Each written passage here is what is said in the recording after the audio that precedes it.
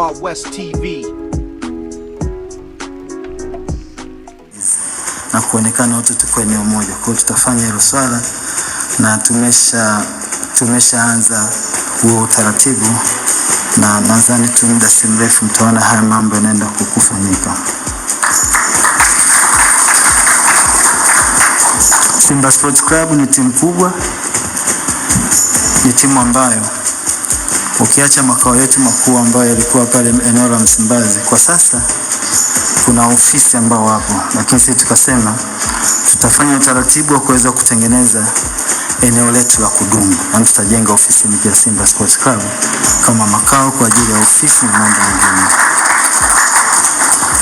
Tunafahamu Simba inafanya mambo mengi sana katika kukuza michezo, inazingatia vipaji vya vijana, na sisi kama Jeruti tumeliona hilo, tukasema kila mwaka tutafanya program na hii tutatoa fedha cash katika kusaidia youth development ili kuweza kukuza vipaji vingi vya vijana wetu waweze kuimprove na ikiwezekana waweze kupata nafasi katika timu za juu.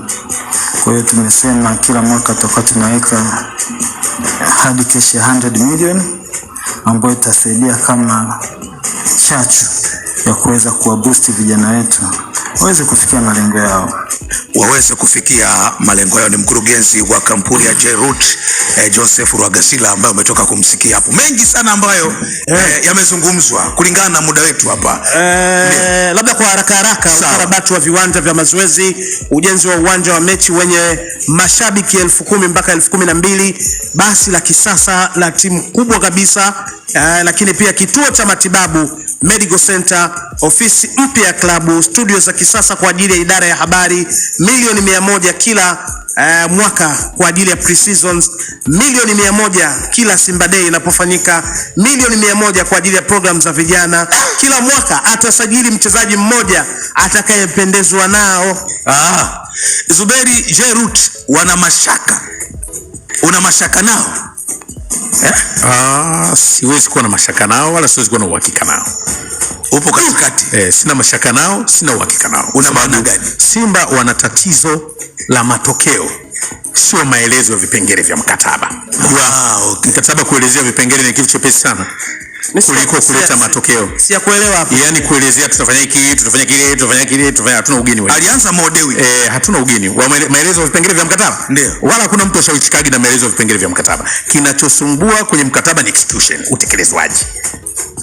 Utatekelezeka ambayo kuna hayo mazingira ambayo Zuberi, kwa mujibu wa mwekezaji huyu wa sasa anasema ameshaanza kwa uchache wake. Yaani kuanza sio tatizo, kumaliza kwa maridhiano na faida ya kila upande. Unajua hapa mkataba, yuko aliomba mkataba, yeye atakuwa actor, atasimama upande wake katika utekelezaji, yuko mwingine anasubiri matokeo. Hao ni watu ambao wanategemeana. Sasa hoja hapa ni matokeo, sio maelezo ya vipengele. Na tukumbuke mkataba na miaka 5 na kila mwaka una namna unavyoratibika. Sawa. Japo nimeona hii bondi ambayo imewekwa kwa maana ya 30% ya mwaka mmoja, maana yake sio 30% ya mkataba wote. Okay. Ni 30% ya mwaka mmoja, ambapo pengine haraka utakuta ndio hilo basi linalotajwa. Lakini yako mambo mengi ambayo na yenyewe yanatokana na faida ya mkataba kwa huyu aliingia mkataba. Unajua hivi vitu vyote havifanyi kutoka fedha yake nje ya mkataba. Maana yake kadiri anapokuwa ananufaika ndo haya yanatekelezeka. Lakini katika maelezo unaweza kadhani ni sehemu ya matokeo ya jumla. Sababu nimemsikia Rwagasila anasema atakapokuwa na generate, maana kadiri sisi tunavyokuwa tunafanya hivi vitu vingine tunaratibu. Ndio maana nikasema Simba kwenye mkataba wanataka matokeo kuliko maelezo.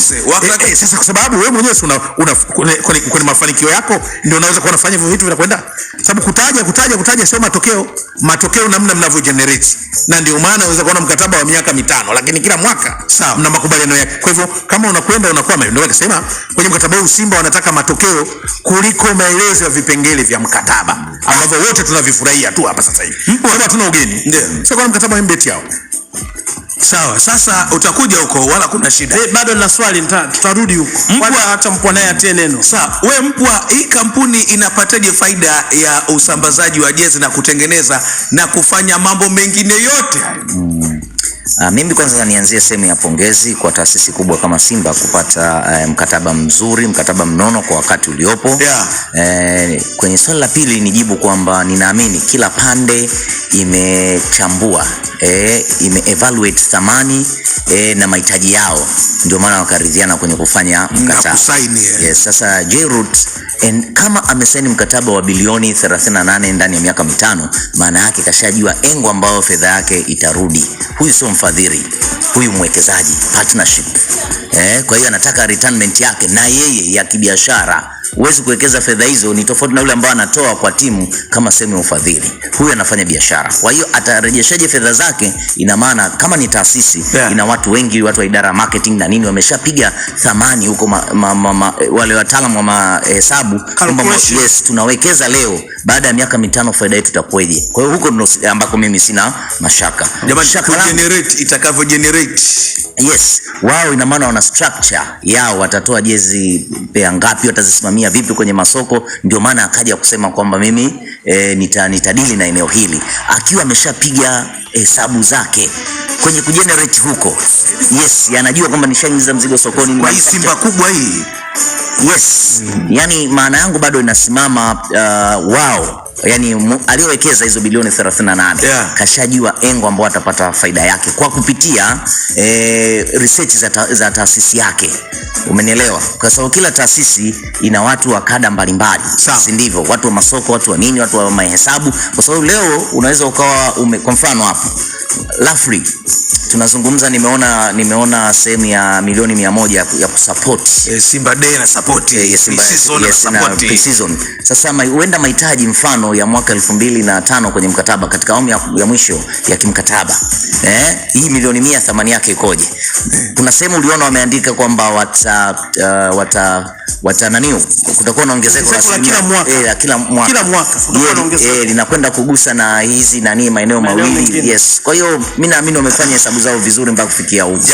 Zuberi George, sijui mashaka yako yako wapi, lakini la pili ni kwamba umezungumza kuhusiana na haya yote yanayofanya Jayrut yanatokana na sehemu ya mkataba wa fedha zile ambazo wanazitoa ndani ya bilioni 38, kama nimekunukuu vizuri.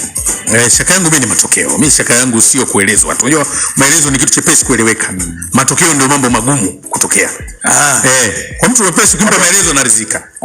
Yani matokeo ndio magumu kuliko maelezo, kwa sababu sasa labda tusaidie. Unajua mtu anaweza kufikiri matokeo ya kwenye pitch au matokeo ya utekelezaji. Ya utekelezaji vizuri. Ya utekelezaji wa mpango, ofisi, uwanja, uende. Hatusemi yaliyopangiliwa sio mazuri.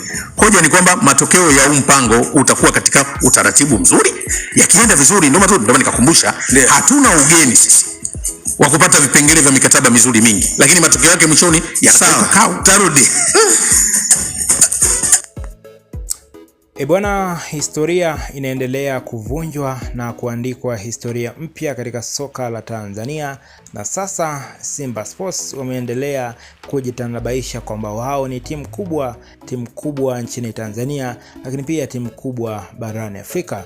Wameweza kuingia kandarasi ya miaka 5 baada ya kandarasi yao na Sunderland is only one kutamatika mwishoni mwa msimu huu.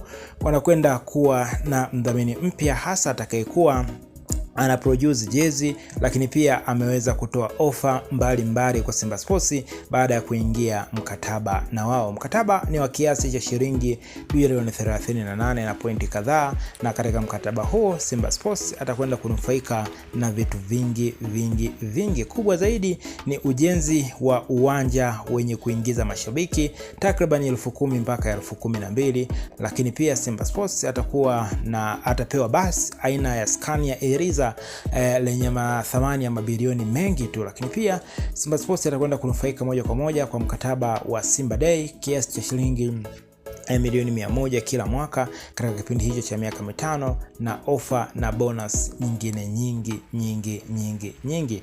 Hiyo ni mapinduzi mengine makubwa ya soka nchini Tanzania yakiletwa na mwanzilishi wa mapinduzi ya soka nchini Tanzania. Hapa tunamzungumzia Simba Sports Club, na imekuwa ni kawaida wao kuingia mkataba mikubwa, hasa mara baada ya Fred Vunjabei, kampuni yake ya Vunjabei alipoingia mkataba na Simba Sports wa mabilioni mengi ya pesa miaka 5-7 iliyopita, na sasa ni zamu